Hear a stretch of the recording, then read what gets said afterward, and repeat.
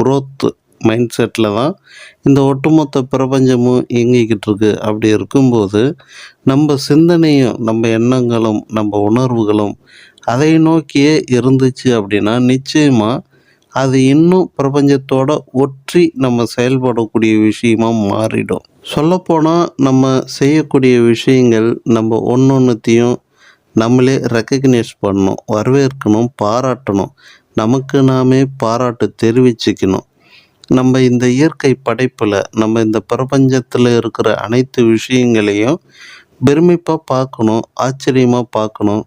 அதனுடைய வளர்ச்சி, அதனுடைய செயல்பாடுகள் இதை நம்ம ரெக்கக்னைஸ் பண்ணி கொஞ்சம் இந்த பிரபஞ்சத்தை ஒரு பாராட்டும் விதமாக, இந்த பிரபஞ்சத்துக்கு ஒரு ரெக்கக்னேஷன் கொடுக்கும் விதமாக நம்ம அந்த பார்வையை மாற்றணும். அப்படின்னா இது இந்த பிரபஞ்சத்தையே உற்சாகப்படுத்துகிற மாதிரி இருக்கும்.